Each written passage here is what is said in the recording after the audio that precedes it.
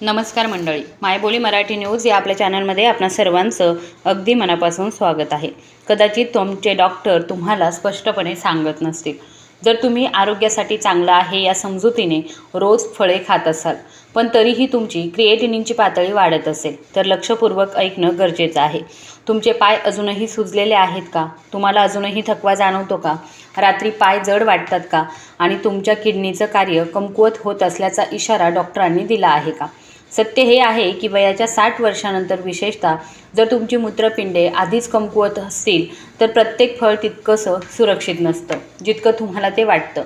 सकाळी केळी खाणं आरोग्यासाठी चांगलं वाटणारं, संत्र्याचा रसाचा एक ग्लास किंवा हृदयासाठी फायदेशीर आहे म्हणून ॲव्होकॅडोचे काही तुकडे खाणं निरोगी व्यक्तीसाठी या सामान्य गोष्टी असू शकतात।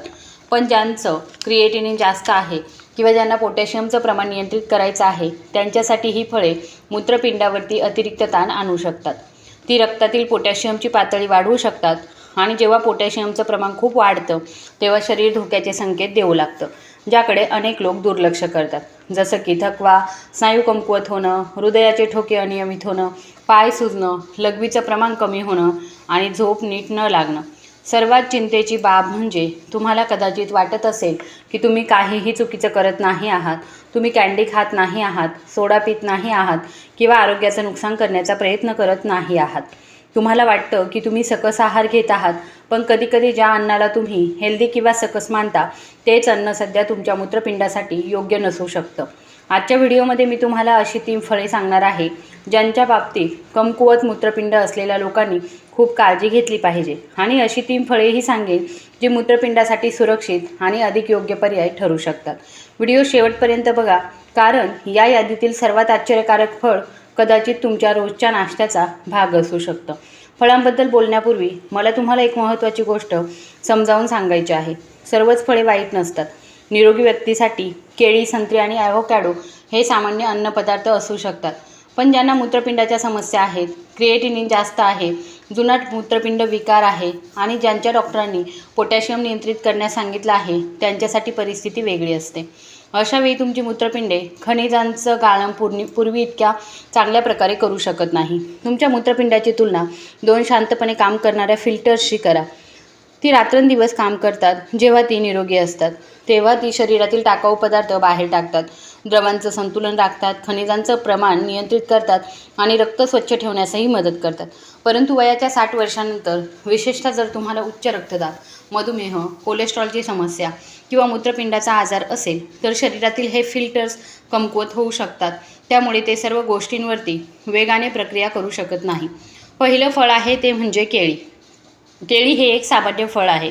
ते सहज उपलब्धही होतं, खायलाही सोपं, मऊ, गोड आणि सोयीस्कर असतं। अनेक वृद्ध व्यक्ती सकाळी केळी खाणं पसंत करतात, कारण त्यांना वाटतं की केळी पोटासाठी सौम्य आणि आरोग्यासाठी चांगली असतात। निरोगी व्यक्तीसाठी हे कदाचित खरंही असेल, परंतु ज्यांची मूत्रपिंडे कमकुवत आहेत अशांसाठी केळी समस्या निर्माण करू शकतात, कारण त्यात पोटॅशियमचं प्रमाण जास्त असतं। एका मध्यम आकाराच्या केळ्यामध्ये 400 ते 500 मिलीग्रॅम जास्त पोटॅशियम असू शकतं। जर तुमची मूत्रपिंडे निरोगी असतील तर तुमचं शरीर हे पोटॅशियम हाताळू शकतं, परंतु जर मूत्रपिंडाचं कार्य मंदावलं असेल तर रक्तामध्ये अतिरिक्त पोटॅशियम साचू शकतं।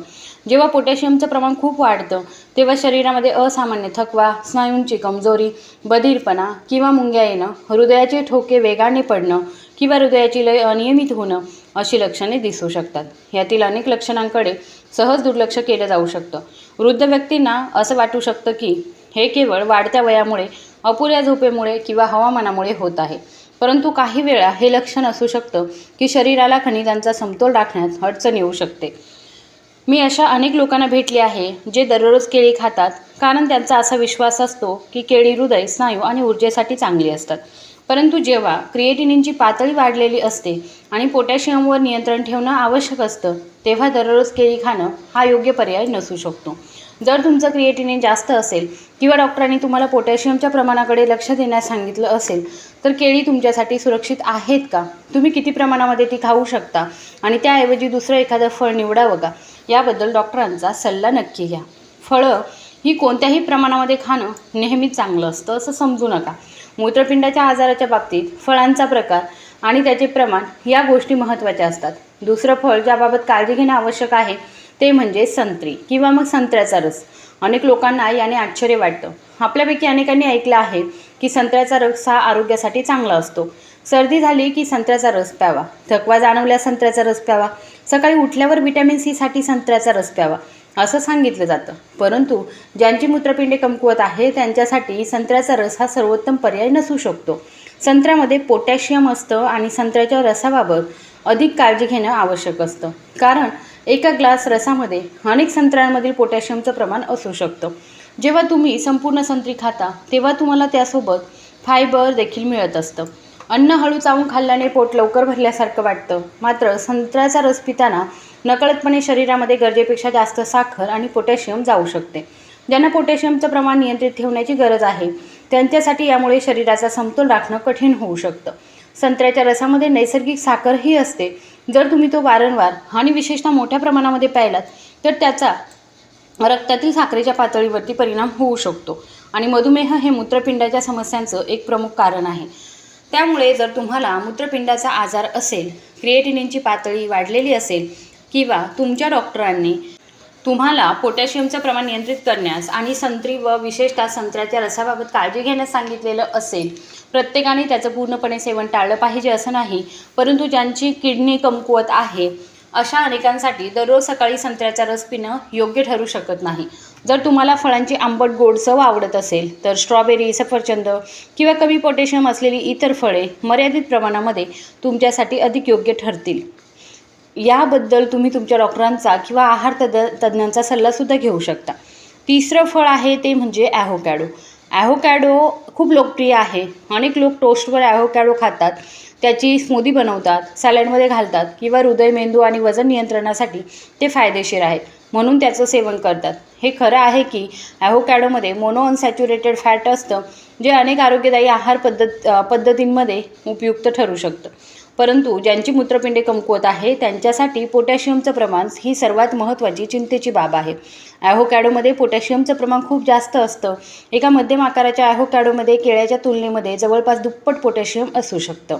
याचा अर्थ असा की जर केळी खाताना काळजी घेणं आवश्यक असलं तर ज्यांचे क्रिएटिनिन वाढलेलं आहे किंवा ज्यांना मूत्रपिंडाचा जुनाट आजार आहे त्यांनी ॲव्होकॅडो खाताना त्याहून अधिक काळजी घेणं गरजेचं आहे.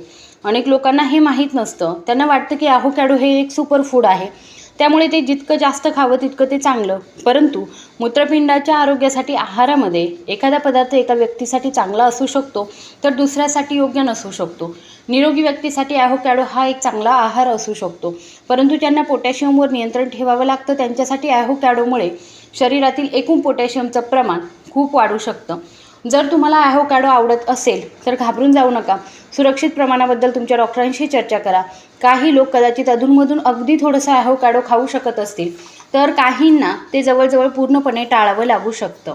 हे सर्व रक्तातील पोटॅशियमची पातळी, मूत्रपिंडाच्या आजाराची अवस्था, औषधं आणि एकूण आरोग्य यांवरती अवलंबून असतं. परंतु जर तुम्ही क्रिएटिनिन वाढलेलं असताना दररोज अर्धा किंवा पूर्ण ॲव्होकॅडो खात असाल तर तुम्ही तुमच्या या सवयीचा त्वरित पुनर्विचार केला पाहिजे.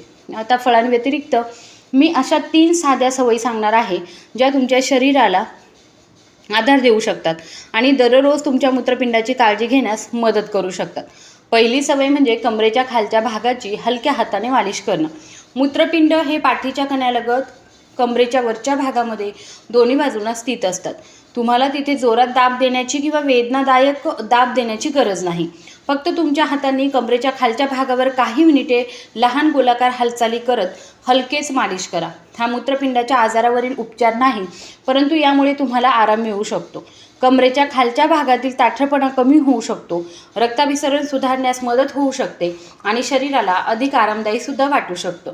वृद्ध व्यक्तींसाठी सकाळी किंवा झोपण्यापूर्वी 5 मिनिटे स्वतःची काळजी घेण्यासारखे हलके व्यायाम केल्यास शरीर हलकं वाटण्यासही मदत होऊ शकते. हे व्यायाम हळूवारपणे करा.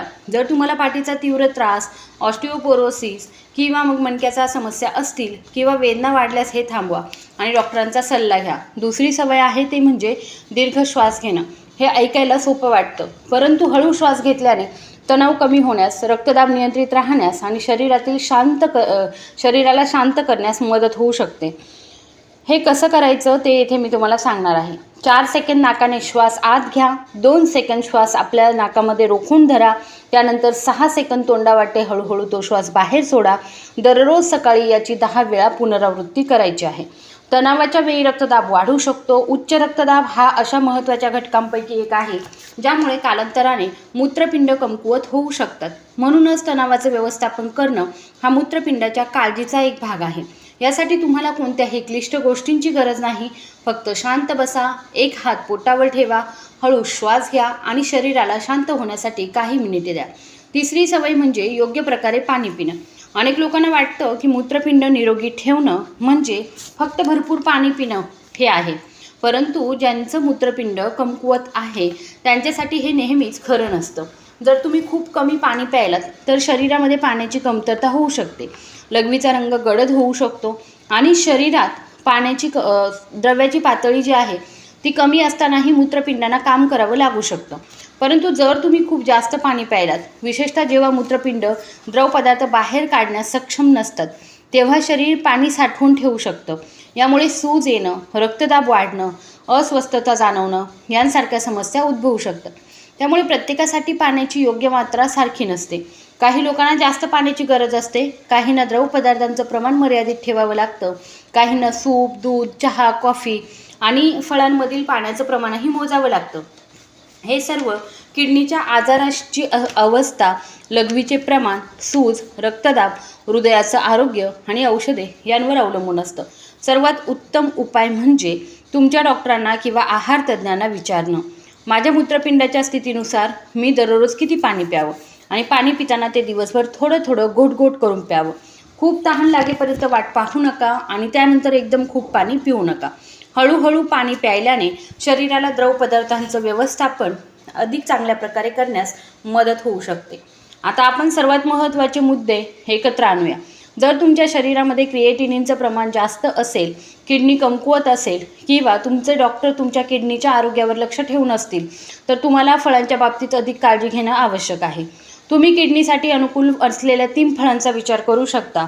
ती म्हणजे सफरचंद, ब्लूबेरी आणि स्ट्रॉबेरी. सफरचंदामध्ये पेक्टिन फायबर असतात, त्यात पोटॅशियमचं प्रमाण कमी असतं आणि ते खाण्यास सोपं असतं. ब्लूबेरीमध्ये अँटीऑक्सिडंट्स भरपूर प्रमाणामध्ये असतात आणि ते निरोगी दाहक प्रतिक्रियेस मदत करू शकतात. योग्य प्रमाणात सेवन केल्यास स्ट्रॉबेरीमध्ये व्हिटॅमिन सी, अँटीऑक्सिडंट्स आणि मध्यम प्रमाणामध्ये पोटॅशियम असतं. दुसरीकडे मी तुम्हाला विशेष काळजी घेण्याची गरज असलेली 3 फळे म्हणजे केळी, संत्री आणि ॲव्होकॅडो. केळ्यांमध्ये पोटॅशियमचं प्रमाण जास्त असतं. संत्र्यांच्या रसातून तुम्हाला तुमच्या अंदाजापेक्षा जास्त पोटॅशियम आणि साखर मिळू शकते. ॲव्होकॅडोमध्ये पोटॅशियमचं प्रमाण खूप जास्त असतं, अगदी केळ्यांपेक्षाही जास्त. हे पदार्थ प्रत्येकासाठीच वाईट आहेत असं नाही, परंतु ज्यांची मूत्रपिंड कमकुवत आहे त्यांच्यासाठी रोज हे पदार्थ खाणं योग्य नसू शकतं. फळांची भीती बाळगणं हा उद्देश नाही. योग्य प्रकारची फळे निवडणं, योग्य प्रमाणात खाणं आणि स्वतःच्या आरोग्याची स्थिती समजून घेणं हा त्यामागचा उद्देश आहे. मी तुम्हाला 4 गोष्टी करायला सांगणार आहे. पहिली गोष्ट म्हणजे तुमच्या स्वयंपाकघराकडे लक्ष द्या. तुम्ही रोज सकाळी केळी खाता का? तुम्ही रोज संत्र्याचा रस पिता का? तुम्ही वारंवार ॲव्होकॅडो खाता का? जर हो तर गोष्टी लिहून ठेवा. तुमच्या मूत्रपिंडाच्या सध्याच्या स्थितीनुसार हे पदार्थ खाणं योग्य आहे का याबद्दल डॉक्टरांशी नक्कीच चर्चा करा. दुसरी गोष्ट, तुमच्या खरेदीच्या यादीमध्ये सफरचंद, ब्लूबेरी, स्ट्रॉबेरीज यांचा समावेश करा. एका दिवसामध्ये तुमचं संपूर्ण जीवन बदलण्याची गरज नाही. फक्त एका चांगल्या निवडीने सुरुवात करा. तिसरी गोष्ट, उद्यापासून 3 लहान सवयी लावून घ्या. काही मिनिटे तुमच्या कमरेच्या खालच्या भागाची हलकी मालिश करा. 10 वेळा दीर्घ श्वास घ्या. पाणी अधिक हळू आणि नियमितपणे प्या. तसेच तुमच्यासाठी किती पाणी योग्य आहे याबद्दल डॉक्टरांना विचारा. चौथी गोष्ट, जर तुम्ही काही काळापासून रक्त तपासणी केली नसेल तर डॉक्टरांशी क्रिएटिनिन अंदाजित ग्लोमेर्युलर फिल्टरेशन रेट आणि रक्तातील पोटॅशियमच्या पातळीबद्दल चर्चा करा. तुमची मूत्रपिंडे कशा प्रकारे काम करत आहेत हे समजून घेण्यासाठी या आकडेवारीचं महत्त्व खूप मोठं आहे. अंदाज बांधू नका, लोक काय सांगतात यावर अवलंबून राहू नका आणि एखादा पदार्थ हेल्दी आहे म्हणजे तो प्रत्येकासाठी हेल्दीच असेल असं गृहीत धरू नका. वयाच्या 60 नंतर शरीराची अधिक समंजसपणे काळजी घेणं आवश्यक असतं. तुमची मूत्रपिंडे दररोज तुमच्यासाठी काम करत असतात. ती तुमचं रक्त गाळतात, शरीरातील द्रवांचं संतुलन राखतात, खनिजांचं प्रमाण नियंत्रित करतात, रक्तदाब संतुलित ठेवण्यास मदत करतात आणि तुमचं शरीर जिवंत ठेवण्यासही सहाय्य करतात. जेव्हा मूत्रपिंड कमकुवत होऊ लागतात तेव्हा परिस्थिती अधिक बिघडेपर्यंत वाट पाहू नका. आज केलेले छोटे बदल भविष्यात मोठा फरक घडवून आणू शकतात. केळ्याऐवजी सफरचंद खाणे, संत्र्याच्या रसाच्या ग्लासऐवजी स्ट्रॉबेरीची छोटी वाटी खाणं, सततच्या तणावाऐवजी काही मिनिटे दीर्घ श्वास घेणं, मनातल्या मनात काळजी करण्याऐवजी डॉक्टरांशी संवाद साधणं ही छोटी पावले आहेत, पण मी तुम्हाला तुमच्या आरोग्यावर अधिक नियंत्रण मिळवण्यास मदत करू शकतात. तुम्हाला परिपूर्ण असण्याची गरज नाही, फक्त सुरुवात करणं गरजेचं आहे. उद्याच्या नाश्त्यापासून सुरुवात करा. किराणा दुकानामध्ये जाण्याच्या पुढच्या फेरीपासून सुरुवात करा. तुम्ही नेहमी आरोग्यासाठी चांगलं मानत आलेल्या खाद्यपदार्थांची तपासणी करून सुरुवात करा. मूत्रपिंडाचं आरोग्य म्हणजे केवळ प्रयोगशाळेतील अहवाल नव्हे, ते तुमच्या दैनंदिन ऊर्जेशी संबंधित आहे. तुमचे पाय हालचाल करण्यासाठी हलके वाटतात का यावर ते अवलंबून आहे.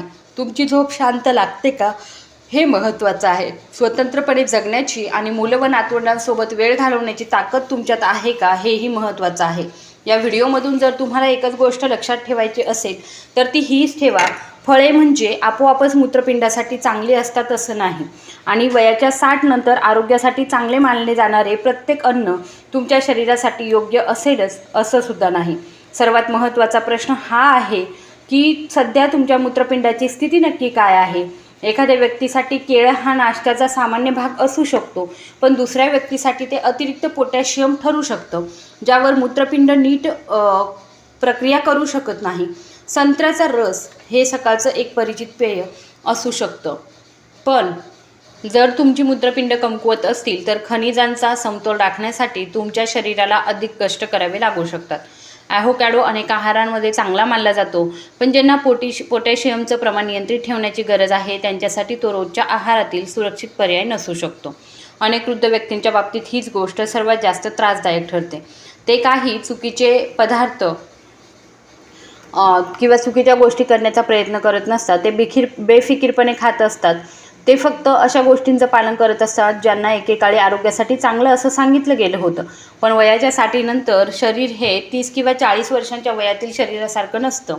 मूत्रपिंड, यकृत, हृदय, रक्तवाहिन्या आणि पचनसंस्था या सर्वांना अधिक काळजीपूर्वक निगा राखण्याची गरज असते. त्यामुळे स्वतःला दोष देण्याऐवजी आजचा दिवस तुमचं शरीर अधिक चांगल्या प्रकारे समजून घेण्याची सुरुवात म्हणून पहा. उद्या जेव्हा तुम्ही नाश्ता तयार कराल तेव्हा 10 सेकंद थांबा आणि स्वतःला विचारा, हे अन्न माझ्या मूत्रपिंडासाठी खरोखर योग्य आहे का? मी ते खातोय कारण माझ्या शरीराला त्याची गरज आहे की केवळ सवयीमुळे? माझ्यासाठी पोटॅशियमचं किती प्रमाण योग्य आहे याबद्दल मी माझ्या डॉक्टरांना विचारलं आहे का? असा एक छोटासा प्रश्न तुम्हाला अनेक नकळतपणे होणाऱ्या चुका टाळण्यास मदत करू शकतो. आता मी तुम्हाला 30 दिवसांचं एक साधं चॅलेंज स्वीकारण्याचं निमंत्रण देऊ इच्छिते. यात काहीही टोकाचं नाही, उपाशी राहणं नाही, महागडी उत्पादने नाहीत किंवा गुंतागुंतीच्या पाककृतीसुद्धा नाही. फक्त 30 दिवस मूत्रपिंडाच्या आरोग्याचा विचार करून अधिक समंजसपणे फळं खाणं, एवढंच. पुढील 30 दिवसांमध्ये जर तुमच्या डॉक्टरांनी तुम्हाला तसं करण्यास मनाई केली नसेल तर केळी, संत्र्याचा रस आणि ॲव्होकॅडो यांसारखी जास्त पोटॅशियम असलेली फळे जर तुम्ही रोज खात असाल तर त्यांचं प्रमाण कमी करण्याचा आणि काही काळासाठी ती खाणं टाळण्याचा प्रयत्न करा. त्याऐवजी सफरचंद, ब्लूबेरीज आणि स्ट्रॉबेरीज यांसारखे अधिक योग्य पर्याय निवडा आणि तेही मर्यादित प्रमाणामध्ये खा. एक लहान सफरचंद, मुठभर साखर न घातलेल्या ब्लूबेरीज आणि काही ताज्या स्ट्रॉबेरीज, बस इतकंच. सुरुवात करण्यापूर्वी एका कागदावरती तुम्हाला सध्या कसं वाटत आहे ते लिहून ठेवा. तुम्हाला आज थकवा जाणवत आहे का? तुमचे पाय सुजले आहेत का? दुपारच्या वेळी तुम्हाला जडपणा जाणवतो का? तुमची झोप चांगली होत आहे का? तुम्हाला वारंवार पेटके येणं, मुंग्या येणं, स्नायू कमकुवत वाटणं किंवा हृदयाचे ठोके विचित्र वाटणं यांसारखे त्रास होतात का? हे सर्व प्रामाणिकपणे लिहून ठेवा. त्यानंतर पुढील 30 दिवस आपल्या शरीराकडे लक्ष द्या. स्वतःचं निदान करण्यासाठी नाही तर लहान बदल केल्यावरती तुमचं शरीर कसा प्रतिसाद देतं हे पाहण्यासाठी. जर तुमच्या मूत्रपिंडाच्या आजारावरती देखरेख ठेवली जात असेल तर creatinine, estimated glomerular filtration rate आणि रक्तातील पोटॅशियमची पातळी तपासण्याबाबत तुमच्या डॉक्टरांशी बोला. केवळ तुम्हाला कसं वाटतं यावर अवलंबून राहू नका. मूत्रपिंडाच्या आरोग्याबाबत प्रयोगशाळेतील चाचण्या अत्यंत महत्त्वाच्या असतात. पण तुमच्या शरीराला काय जाणवतं याकडेही लक्ष देणं गरजेचं आहे. काही काळानंतर जर तुम्हाला हलकं वाटलं, थकवा कमी झाला, जेवणानंतर अधिक आरामदायी वाटलं, झोप कमी चांगली लागली किंवा आहाराची काळजीपूर्वक निवड केल्यामुळे चिंता कमी झाली, तर तो एक विजयच असू शकतो. मोठा गाजावाजाचा विजय नाही, तर स्वतःची काळजी कशी घ्यावी हे समजणाऱ्या व्यक्तीचा तो एक शांत विजय आहे. आणि वयाच्या 60 नंतर असे शांत विजय खूपच मोलाचे ठरत असतात. कारण तुम्हाला केवळ लॅब रिपोर्टमधील चांगले आकडे नको असतात. तुम्हाला सकाळी अधिक ताजंतवानं आणि उत्साहाने उठायचं असतं. शरीरामध्ये जडपणा न जाणवता घरामध्ये फिरता यावंसं वाटतं. किराणा सामान आणायला जावंसं वाटतं. स्वयंपाक करावासा वाटतो. बागेची काळजी घ्यावीशी वाटते. मुलं आणि नातवंडांशी बोलावं वाटतं. आणि तरीही मन प्रसन्न व स्पष्ट असावंसं वाटतं. सर्वात महत्त्वाचं म्हणजे आपल्या शरीरावर आपलंच नियंत्रण आहे असं तुम्हाला वाटायला हवं. मूत्रपिंडाच्या आजारामुळे अनेक लोकांच्या मनामध्ये भीती निर्माण होऊ शकते. पण भीतीमुळे मूत्रपिंड अधिक निरोगी होत नाही. परिस्थिती समजून घेतल्यास कृती करणं शक्य आहे. योग्य कृतीमुळे आशा निर्माण होते आणि दररोज पाळल्या जाणाऱ्या लहान सवयींतूनच कायमस्वरूपी बदल घडतात. म्हणूनच आजपासून फळांकडे एका नवीन दृष्टिकोनातून बघा. एखादं फळ केवळ आरोग्यासाठी चांगलं आहे का एवढाच प्रश्न विचारू नका, तर हे फळ माझ्या मूत्रपिंडाच्या स्थितीसाठी योग्य आहे का असा प्रश्न विचारा. हा अधिक समंजस प्रश्न आहे. हा अधिक सुरक्षित प्रश्न आहे. काळजीपूर्वक निवड करायची असलेली 3 फळे लक्षात ठेवा.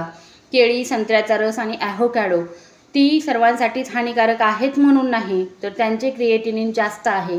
ज्यांची मूत्रपिंडे कमकुवत आहे किंवा ज्यांना पोटॅशियमचं प्रमाण नियंत्रित ठेवण्याची गरज आहे, त्यांच्यासाठी ती वारंवार खाणं योग्य नसू शकतं. आणि अधिक फायदेशीर ठरणारी 3 फळंही लक्षात ठेवा. सफरचंद, ब्लूबेरीज आणि स्ट्रॉबेरीज ही फळं साधी, सहज उपलब्ध होणारी आणि खाण्याससुद्धा सोपी असतात. मूत्रपिंडाची काळजी घेणाऱ्या अनेक लोकांसाठी ती अधिक योग्य असतात. तुम्हाला आजची माहिती कशी वाटली हे मला कमेंट बॉक्समध्ये नक्की सांगा. आणि व्हिडिओ जर आवडला असेल तर कृपया व्हिडिओला लाईक, शेअर आणि चॅनलला सबस्क्राईब करायला विसरू नका. धन्यवाद.